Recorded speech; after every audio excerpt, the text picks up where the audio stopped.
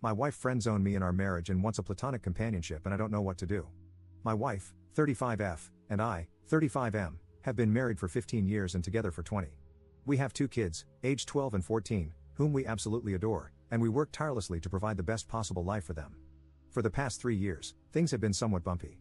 I understand that our kids are at an age where they require a lot of our attention and resources with school, band, club sports, and other extracurriculars, and I'm aware of the physical and emotional toll this can have on marriages. However, for these past 3 years, my wife and I have had very little intimacy and very little action in the bedroom, and we've been trying very hard to work on that aspect of our relationship. This past year has been the most difficult and by far the darkest year in our marriage.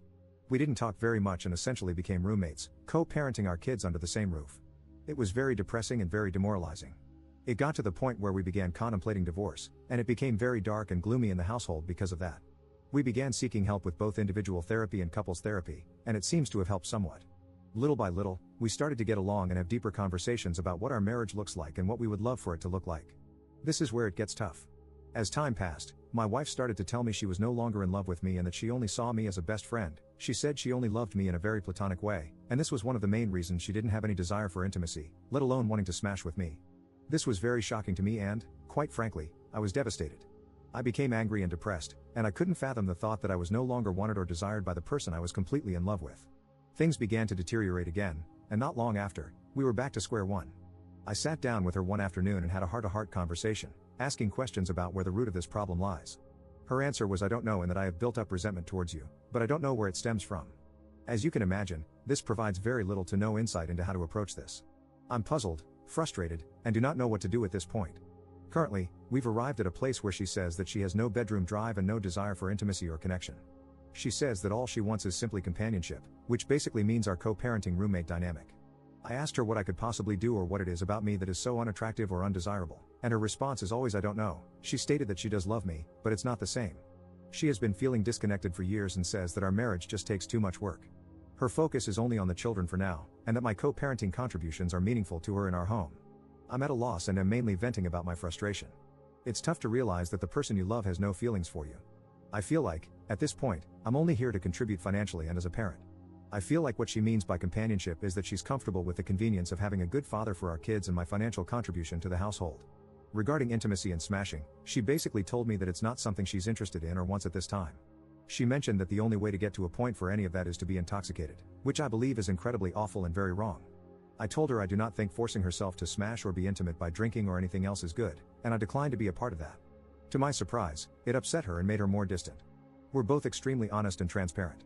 We've never cheated on each other, and we are always free to look through each other's phones, emails, socials, etc., though we hardly ever do. I asked her if there was someone else, and she declined. Honestly, I believe her. We then peacefully went through each other's things, and as expected, everything was clean. We've always been very straightforward, even with the hard topics, so I don't sense any foul play or infidelity. I do not know how to help our situation, and I'm starting to become a bit anxious and desperate. We're both fairly young, healthy individuals and good-looking. We both have good careers and are good parents. I'm just not sure how our lives could have driven us to this point. I'd love some outside perspective on this matter and some insight on how to address something like this. It feels so awful to be unwanted and undesired by my own spouse. I hate it. Op in the comments. We did some swinging in the past, which was fun for a while. We mutually decided to stop, and we have established that it's not the issue. When we were swinging, however, our marriage seemed to be in a good place. This is something we disclosed with our couples therapist to ensure we weren't neglecting a potential issue. I asked my wife if her experiences during swinging were affecting her view of our relationship, and she said they weren't. Our swinging experience was always together and very under the sheets fun-driven, nothing really emotional or poly. The truth is, I have to believe her at her word. I have no reason to distrust her. To date, she's always been very straightforward and never afraid of dealing with things head-on, no matter how painful. Update 1. I wanted to give you an update on how the therapy session with my wife went this week. I'm not sure if this is helpful, but I took many of the responses, comments, and suggestions from my initial post and put together some points I wanted to discuss with our couples therapist to help us navigate some of the core issues affecting our situation. One of the main things that has come up is the term resentment. It has been really eating me up inside knowing my wife keeps telling me she doesn't know why she's resentful or why this is affecting her emotionally and mentally. I brought this up with our therapist once again and resurfaced the conversation about being married for so long and being together since we were 14 years old. Our long history of growing up together and having children when she was 19 years old, me 20, significantly changed the trajectory of our lives. We experienced severe poverty and many hardships in the process, and we essentially had zero social life for the past 10 years because we were so busy raising kids. The therapist followed up with tons of questions, directed mostly at my wife, about her feelings towards this, and 90% of her responses were very our kids focused. It definitely felt like she was afraid of saying, yes, it sucked, because she would feel guilt or shame, as it might imply she regrets the kids. I mentioned this in the session, and the therapist encouraged her to look at this outside the lens of being a mother and to try to view it a bit more selfishly and individually. This was very eye-opening. My wife mentioned that she was very frustrated with the fact that we missed out on many things in life. She also was very clear in saying, I do not think I missed out on other partners or dating or partying, but I certainly lost all my friends. This was huge because one of the big pieces that has caused a strain in our lives is how siloed and isolated we've been, again, busy raising kids. I followed up by reminding her that it's important to have good friends and to make time for herself and her friendships. For the past 3+ years, we've had multiple conversations about friends and how it is important to have them in life, especially when you have similar peers who can help in many areas of life that perhaps we have no experience navigating, and even simply for enjoyment. It has always been something my wife avoids, even though she's always been someone who needs that external stimuli. The main reason for her not investing in friends or even herself has always been the kids. Like I mentioned earlier in this post, 90% of the answers have to relate to the kids to some degree. At this point in our session, I started to feel like there was a common denominator, aka the kids, in most of the frustrations and problems she was experiencing. So I simply asked her, do you think you may be upset at me because I'm responsible for these kids in the sense that I got you pregnant so young? I wasn't ready, but she said that she was upset at me for that. She also followed up with the fact that she knows that's unreasonable because it takes two to tango. I did feel like it was progress because it kind of gave us something to work on and help alleviate some of these burdens, so we agreed to invest more time in nurturing good friendships, both together and individually. Towards the end of the session, we began to discuss what actionable items we would take from this session. At this point, it was still all very ambiguous and blurry as to what the outcomes were. I was very direct and very forward in asking my wife what her plan is moving forward. Note, I had decided prior to the session that if my wife said the same thing about being a co-parent or roommate, then I would take the 180 approach and essentially focus on myself. She started basically saying the same thing, that she doesn't have any desire to be intimate with me as of now and that she loves me immensely and she feels bad for not being there for me, as mentioned in my first post. I also brought up the brief swinging that happened, to which, for the 50th time, she said it wasn't a problem. I agree with her on this. This was something that was a mechanical approach for a solution to a problem that was very much non-existent when we tried this. We both really have no issue with this. We know it happened, we tried it, and mutually stopped and turned the page.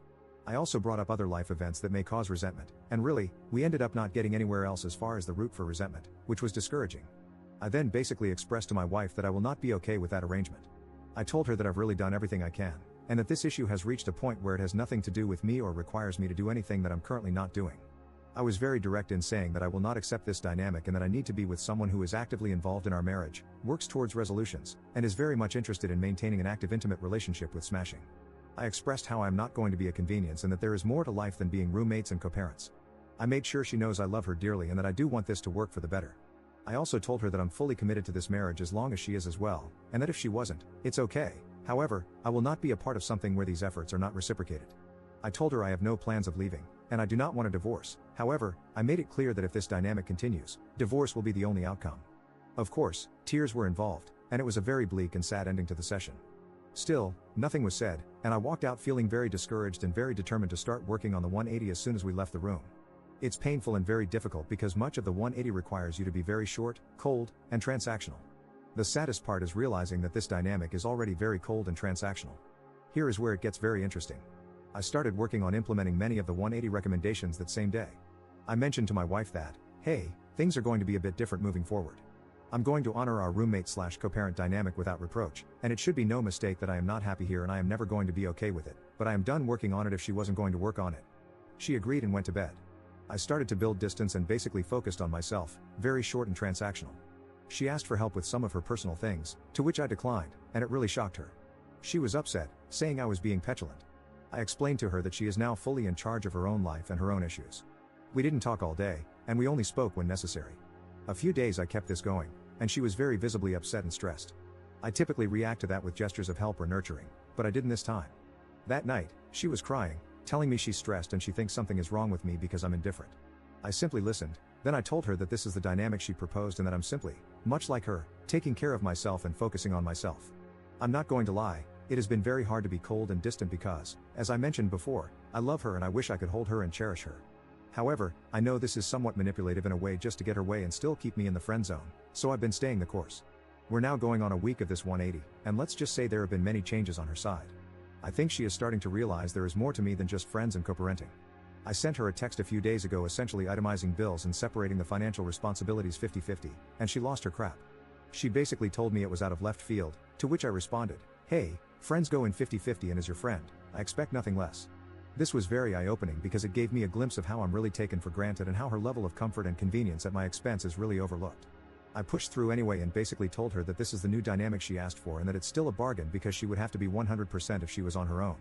I'll wrap up with this. While the 180 has been working in many different areas, I am still very much sad about the overall situation.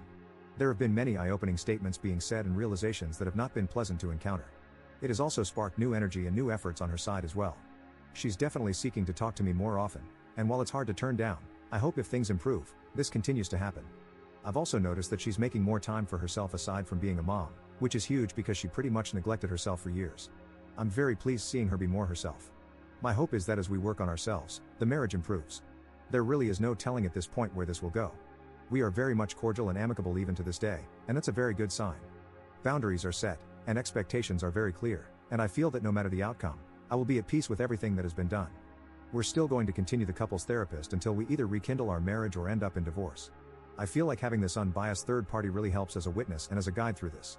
No matter what, I will always love my wife. However, I will not participate in a smashless, intimacy-less marriage because we both deserve better. Thank you all for all the kind words and recommendations and feedback. This will be my last post on this topic, and I wish you all the best.